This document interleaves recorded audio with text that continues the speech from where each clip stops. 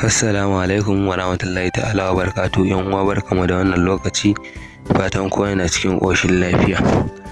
A wannan bidiyo insha Allah zan mana cikakken bayani akan hanyoyin yadda mutum zai samu kuɗi da kasuwancin cryptocurrency dan online. Da yawa wasu kan ji ana cewa ana samun kuɗi a online ta hanyar kasuwancin cryptocurrency, kuɗaɗe na gaske.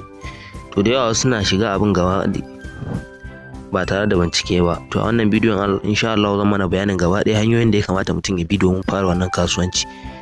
Ba tare da ɓata lokaci ba, mu je ga cikin bidiyon. Amma kafin nan ina roƙon idan wannan shine farkon zuwanka wannan channel tamu, ko kuma ka manta baka mana subscribing ba, da Allah a daure a mana subscribing, a danna alamar ƙararrawa. Ta haka ne da zarar mun ɗora sabon bidiyo YouTube za su sanar da kai. Ba tare da ɓata lokaci ba, mu je cikin bidiyon.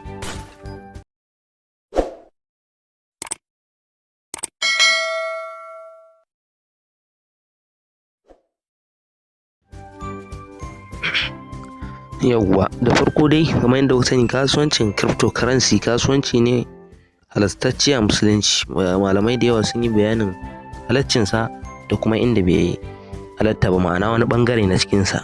To amma na gasken shine ka sai coin ka siyar, ka siye shi a low price ka siyar a high price, ma'ana ka siye shi a ƙaramin farashi ka siyar a babban farashi, ma'ana ko ya riba ta ƙaru ka siyar. Wannan ya halatta sosai. Tashin farko abin da kake bukata, kana bukatar waya ko kwamfuta. Kana bukatar waya mai babban RAM da memory babba, da kuma intanet sosai, saboda idan intanet ka samu waya mai matsalar intanet gaskiya ba ka ji daɗin wannan harka ba.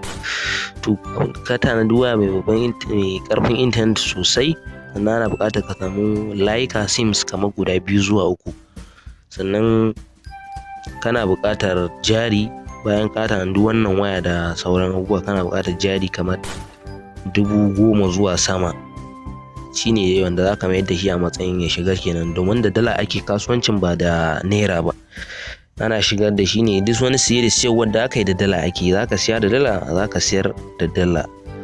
Bayan ka tanadi waɗannan, kana buƙatar kuma ka shiga inda ake koyar da wannan kasuwanci, domin akwai class da mutanen mu suka buɗe, inda za a koyar da Hausa, da yanda ake trading, da yanda za ka nemo ma coin ɗin da kanka wanda zai tashin, yanda akwai ma analysis kenan. Wannan technical analysis shine ilimin da ake gano coin yaushe zai tashi, yaushe zai sauka, da makamantan waɗannan. Don haka akwai lamba ta da zan ajiye a description, da mutum zai iya min magana kai tsaye ta WhatsApp domin a sa shi a wannan group ɗin da ake koya kasuwancin da kuma ba da signal. Ma'ana ka ce signal shine ka iya siye da siyarwa coin, ka iya sa kuɗi ya shiga, ka iya sa kuɗi daga account ɗinka ya shiga cikin exchanger ɗinka, daga nan ka sayi dala. Sannan ka iya siyarwa haka cire ya zo account ɗin ka fitar da shi.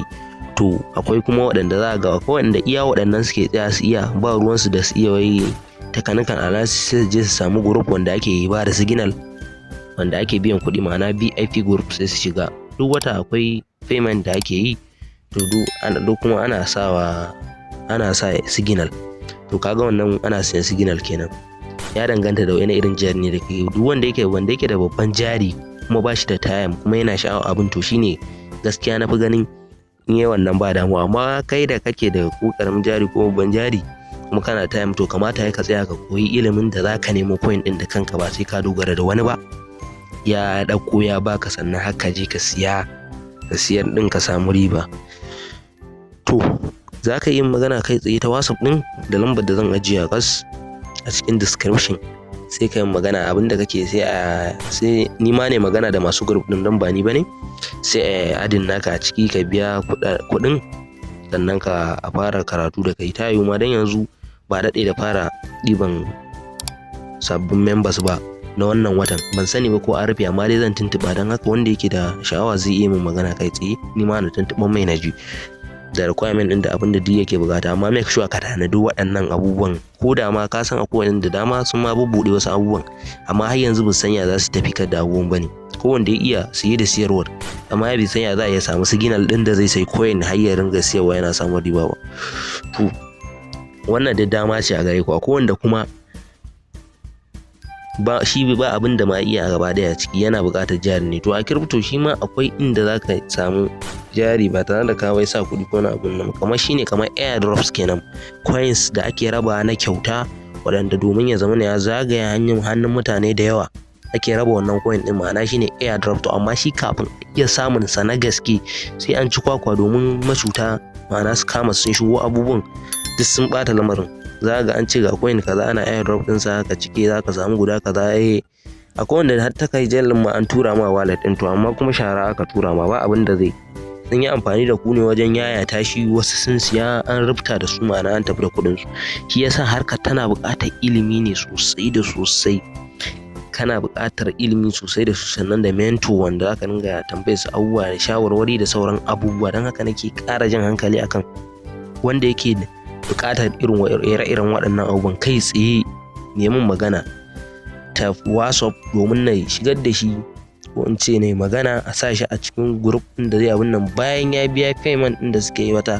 Ina da mutane abokanai da yawa gaskiya waɗanda suke wannan harka, wanda suka buɗe group wanda suke koyarwa kuma suke ba da signal. Akwai inda ake koyarwa kuma baka signal kyauta, ma'ana bayan ka biya kuɗin koyon karatu kenan, ka ga riba biyu, ga signal kana samun kuma riba kana siya, musamman kana da jari, sannan kuma ga karatu ana koya ma yanda zaka nemo da kanka. Akwai sanda ba ruwanka, misali da tsakar dare akwai training din da yafi daɗi tsakar dare. To yanzu sai ka jira an baka signal kenan zaka yi shi? A'a, kenta a ce da kanka zaka nemo kai ka fita ka je ka ba wani labari ma, kai ma ka zama boss din kanka, in ka gida ma ka kafa ka ringa koyarwa. Yawwa, to wannan shine kasuwancin crypto. Ana samun riba mai kyau da gaske, amma sai da ilimi, magana gaskiya, kuma sannan hanyoyi. Yawwa, kamar shi ma yanda na bayani cewa zan nuna akwai a cikin crypto kasuwancin cryptocurrency ba iya kawai trading ake samun kuɗi ba iya holding ba.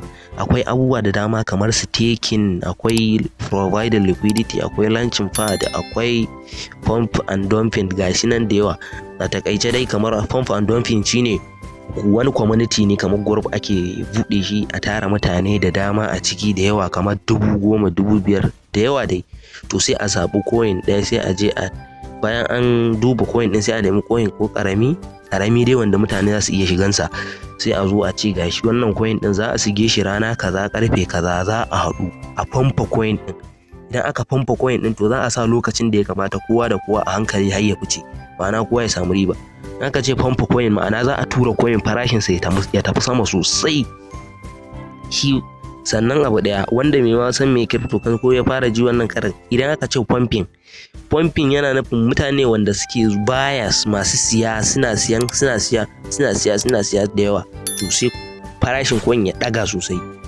Da yayin da kuma aka ce ana dumping, ana ta siyar da coin din, to zai yi kasa farashin sai fa. Dan haka shi wannan pump and dumping trading din nan yana da risk sosai, yana da hatsari. Sai dai idan ka zama gade a ciki, ka zama gifted, ka zama expert a harkar, to shine za ka ga shi ma duk da aka wata rana sai ta rutsa da kai. To shi yasa ma shi wannan ba kasafai wasu suka fi yi. Gwara wannan na trading din a samu signal ɗinka, trading din kwana ɗaya ne ko kuma sati ɗaya ko wata ɗaya, wanda dai zaka samu riba ka ta halali, ba ruwanka da wata tashin hankali. To amma gaskiya ilimin da shine abin da yake bukata sosai. Akwai staking wanda shi kuma wannan ya fi kowane garanti ma da kwanciyar hankali. Staking shine kamar a ce jingina kenan, ka karɓo wani abu. To amma a shi bangaren crypto, idan kai staking kana taimaka kamfanin coin din ne, ko kamfani wanda kai staking din a gunsa domin cimma wasu ayyuka nasa. Za ka yi staking misali na ka sayi coin kaza, misali BNB $300, misali ka sayi guda 2 $600, to za ka yi staking ɗinsa na wata ɗaya. To idan Allah ta mishi ka sai ga a wata ɗayan an ƙara maka BNB na $150 70, kaga a cikin wata ɗaya ai kaga ba laifi, an samu riba ba faduwa ba. Kuma a yayin da wata ɗin ya cika zaka iya danna gaba ɗaya coin ɗin nan BNB naka na $600 ya dawo, sannan kuma ga na $70 ko 100 ɗin da ka samu ribar sai ya dawo a kai. wannan shine, amma ya danganta da kamfani. Kowa da kamfani da APY din da yake sawa, ma'ana adadin abin da za a ringa baka kullum da kuma duk watan, duk sati da duk shekara, ya danganta. To abin yana buƙatar ilimi ne sosai. Akwai group da aka buɗe wanda duk irin waɗannan abubuwan za a yi muku bayanin su dalla-dalla. Akwai payment da ake yi a biya mutum ya fara karatu, a fara karatu da shi. Yawwa, don haka duk wanda yake bukata zai yi magana kai tsaye ta WhatsApp domin na magana ya samu shiga ya fara. To wannan shine. Yawwa, sannan shi kuma har ila yau dai a cikin crypto din akwai bangaren give away. Akwai wanda zaka ga suna son banza da yawa, to ban ga laifin su ba, amma dai gaskiya hakan yana janyo abubuwa da yawa ga mutum ya daɗe cima zaune, kamar wanda wani yake min ta complaining, yake ta min complain ya fi shekara 2 a crypto amma bai samu wani abin arziki ba. Nace gaskiya son banza ne da kai, dan wanda yake son banza za ga ba zai sa nasa ba, kuma sannan ba zai tashi ya nemi ilimin abu. To shine babban matsala, kuma da ce daga ƙarshe sai ya nuna min hakan cewa an na dora shi kan hanya na saita shi. Yanzu alhamdulillah ba laifi, yana da son abu. A bangaren cryptocurrency da har ila yau akwai kuma group ma'ana masu samar da coin, ko a ce wani community wanda suke taimakawa wannan coin din wanda aka samar da shi, ko kuma masu coin din gaba ɗaya ma kankat. To akwai wani abu da ake yi, ana yin ask me anything, ma'ana ka tambaye da abin da kake so game da abin da ake tattaunawa a ranar. Shine to a Telegram group ake yin sa, to amma akwai waɗanda za a ga duk sanda za a yi shi ana raba kyaututtuka, wasu $200, wasu $100, wasu 50, 500, za a ga ana raba wannan. Kamar yanzu wani wanda ya taho, in Allah ya zan yi kokari na ajiye muku link din Telegram group din nasu, ku shiga ku join. Ina tunanin Lahadin nan ne ko yaushe ne za a yi shi ma. Idan kai tambaya, har kai tambaya a cikin wannan din da to za su baka kyauta. To kaga wannan ba karamin bati bane da cin banza, kawai tambaya za ka yi, tambaya kuma da take da ma'ana, shikenan. Ko ya gwaje da baturancin ka aka je murya ka, insha Allah za ka abin nan. Ire-iren waɗannan shi ma in mutum yana bi za ka ga yana samun abubuwan arziki. Ga airdrop shi ma idan yana bi na gaske, really ma'ana na gaske, waɗanda ba na cuta ba, to shi ma za ka ga yana samu. Don haka ku dai ku kasance da ni a cikin wannan channel dina mai albarka. Insha Allah za dinga kawo abubuwa da zai taimake mu baki daya, da amfanar da mu, ya ci gaba da mu a duk harkokin hanyoyin samun kuɗin mu, insha Allah. To da wannan zan dakatar da wannan bidiyo domin na ga yayi tsayi sosai. Sai a bidiyo na gaba wanda insha Allah zan ci gaba da kawo mana hanyoyi ne wanda za a samu kudade online, wanda mutum zai aiki da kamfani da sauran abubuwa da dama wanda wani ma ba ka hasashen su, sai dai kawai abin ya zo. Insha Allah. Nagode. Ku ci gaba da kasancewa da ni a wannan channel mai albarka. Wassalamu alaikum warahmatullahi ta'ala wa barakatuh.